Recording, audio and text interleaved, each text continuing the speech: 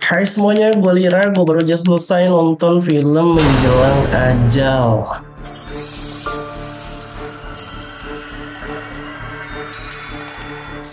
Seorang ibu bernama Sekar berusaha menghidupi 3 anaknya sendirian dengan cara membuka warung makan. Akhir-akhir ini, ia resah karena dagangannya selalu basi setelah makanan dihidangkan. Sekar pergi menemui Mak Ambar, dukun yang memasang penglaris di warungnya. Namun ternyata Mak Ambar telah meninggal dunia. Sejak itu, jin yang selama ini menolongnya menuntut nyawa hingga Sekar kerasukan tiap malam. Ketiga anaknya, Dani, Ratna, dan Dodi, berusaha untuk mengobati, namun upaya itu malah mengancam nyawa mereka sekeluarga.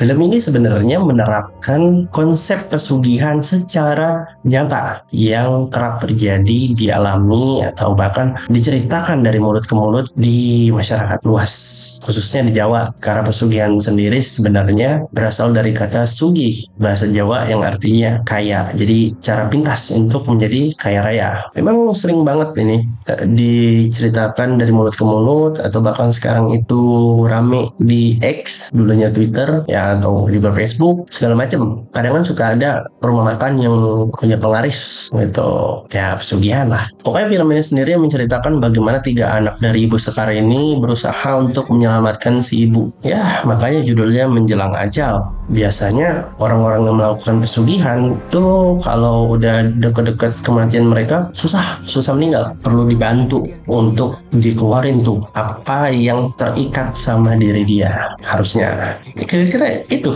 ceritanya ya, secara sederhana. Tapi ya ada beberapa detail yang tidak secara eksplisit termuat di dalam trailer, di dalam sinopsis ini. Karena balik lagi, ini juga film. Lo kalau berharap gue ngasih rating, kayaknya mulai episode ini gue nggak akan memberikan rating film lagi ya. Karena gue habis mendapatkan pencerahan dari YouTuber ini, bahwasanya dia bilang, ya penonton itu menurut dia sebagai yang nonton ya pasti punya selera, preferensi film yang pastinya berbeda dengan orang-orang lain. Jadi bisa aja dia rating 5 ternyata orang lain 10, dia rating 10 ternyata orang lain 5 gitu. Jadi fokus aja pada experience, pengalaman ketika menonton. Nah, di sini gue pengen ceritain pengalaman ketika gue yang nonton. Otomatis gue akan membuat ini lebih mudah dengan membagi hal-hal yang gue sukai dari film ini dan yang tidak gue sukai dari film ini. Lagi dan lagi, gue temukan satu film ya dalam film ini ya, adegan yang mengangkat isu sosial mengenai tindakan atau pelanggaran asusila di kalangan remaja. Menurut gue ini nggak perlu, karena kalau dipikir-pikir tanpa adegan atau tanpa plot story ini, cerita maupun perkembangan karakternya tetap akan bagus. Karena gue rasa sih kalau ini hilang ya nggak akan pengaruh apa-apa. Ini ada aja, itu juga nggak akan memberikan pengaruh apapun. Jadi udah mending nggak usah deh harusnya gitu. Karena udah cukup lah film-film Indonesia berkaitan dengan bumbu-bumbu sensasional, walaupun dikit, harusnya jangan. Harusnya menurut gua, yang namanya pesugihan itu kan berarti musuhnya adalah makhluk astral, sosok yang memang berkaitan dengan isi perjanjian, kan gitu ya. Dan kontrak, berarti yang terlibat dengan kontrak ini siapa-siapa aja, itu yang harusnya ada dalam cerita. Tapi di dalam filmnya ada momen dimana banyak hantu lain tiba-tiba muncul, yang menurut gua lagi dan lagi ini kalau dihilangkan itu tidak akan mengurangi perkembangan si karakter, malah bagus gitu. Justru malah harusnya hanya fokus pada si satu hantu ini yang disebut dalam trailer dan filmnya nantinya itu bernama. Terakhir, yang ketiga, hal yang gak gue sukain dari film ini, sayang banget sebenarnya. Penokohannya gokil. Lo bayangin orang kerasukan, makanya orang kalau ada kerasukan, ya terlepas dari lo percaya atau enggak ya, tapi kalau ada orang yang kerasukan, lo bersihin dulu benda-benda atau sesuatu, kalau bisa tuh kosongin dulu yang ada di sekitar dia, masukin dalam satu ruangan yang benar-benar kosong, terus lu awasin aja dari luar. Nah di film ini itu kan nggak bisa ya. Ya kalau kayak gitu ceritanya mah filmnya jadi bersih gitu, nggak ada horornya. Lo lihat aja di trailer itu banyak banget main darah-darahan, ya kan, tusuk-tusukan gitu. Nah sayangnya ada beberapa adegan yang menurut gue kurang bisa dipercaya. Jadi kayak lo udah dapat luka yang nganga banget, tapi lo cuma teriak kayak dari ekspresi kurang dapet, kurang meyakinkan banget, dari suara juga kurang banget gitu. Sayang aja. Tapi itu dikit kok, dikit dong. Jadi saya tidak terlalu mencederai karakternya ya, tidak terlalu. Yang pertama udah pasti, kalau dari dulu tuh terkenal Susana tuh sebagai ratu horor Indonesia, yang mana formatnya ya kalau nggak dia ratu siluman, ya dia kuntilanak, dia Sunda Bolong. Sarifah Danis, menurut gue tuh kayak new era gitu. Tapi karakternya lebih banyak, gitu. Kalau karakternya lebih banyak karena dia nggak cuma mainin hantu doang ya, dia jadi psikopat. Iya, dia jadi cewek tengil yang kasar tapi sebenarnya baik. Iya, di film Imperfect gue dapet itu. Sebenarnya baik, tapi dia ya keras aja di anaknya gitu. Di Rumah Darah ya udah jelas. Di Sebelum Gadis Menjemput juga udah jelas. Nah di film ini itu kayak gabungan antara dia menjadi Asih di Danur Universe dengan dia di Rumah Darah, digabung jadi satu, dapetlah dia sebagai Sekar. Gue sempat tonton salah satu podcast gitu yang dia sendiri ngomong dia udah punya setelan gimana kerasukan itu yang paling sesuai itu kayak gimana, dan gue rasa dia udah riset, tinggal cari on off-nya di film itu tuh seperti apa gitu. Pokoknya ajib lah.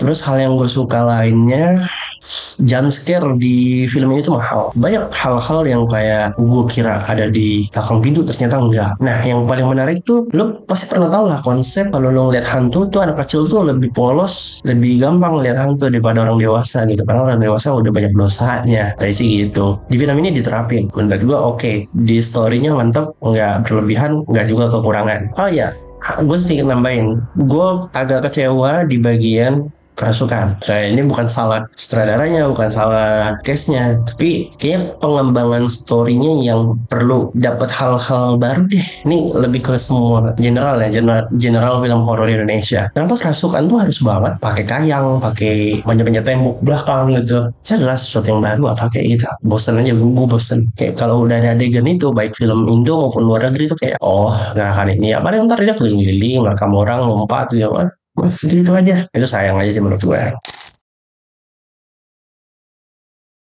Overall, film ini suka banget. Indonesia tuh film horornya makin bagus-bagus, walaupun ya ada juga sih yang jelek. Tapi ibarat 5 film tuh paling jelek satu doang. Gitu. Rekomendasi atau enggak? Ya rekomendasi lah.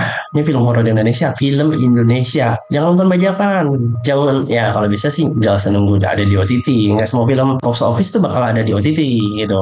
Jadi kalau bisa nonton di bioskop selama filmnya tayang. Dan film ini baru tayang beberapa hari yang lalu. Gue nonton di tanggal 1 Mei, ada libur, gue gak tau mau ngapain, karena gue nonton. Segitu aja dari gue. Kalau lo belum nonton, lo nonton. Kalau udah nonton dan ada sesuatu yang mungkin pengen didiskusin bareng, mengingat durasi aja, sebenarnya ada banyak hal yang bisa didiskusin. Kayak gimana nih keturunannya, pengaruh nggak? Soalnya di film ini itu kontrak itu nggak benar-benar jelasin selesai atau enggak gitu. Dan bahkan di credit scene-nya ada indikasi kontrak ini dilanjutkan keturunannya. Ya kayak cerita-cerita yang ada di masyarakat lah. Kalau kontraknya belum selesai, belum putus, belum hilang, dia bakal turun-turun gitu. Ya udahlah, banyak hal lain yang bisa didiskusikan kalau merhatikan detail. Tapi apalah daya, kita masih sibuk dengan siksa kubur. Masih ramai sampai sekarang. Gue nggak tahu loh, seru soalnya filmnya. Tapi film ini gak kalah seru. Cuman mungkin karena ini filmnya benar-benar berdasarkan cerita rakyat, jadi ya kalau ada yang gak ngikutin lebih ke oh gitu emang ya, paling gitu. Tapi kalau yang referensi bacanya atau referensi ceritanya mungkin dengar dari orang lain banyak, pasti nemu lah beberapa hal yang bisa diobrolin gitu setelah filmnya selesai. Sekian dari gue, jangan lupa nonton, dicepetin aja kalau bisa, ramean boleh, sendirian boleh. Oke lah, kalau itu terakhir dari gue, peace dan jangan lupa bahagia. Bye.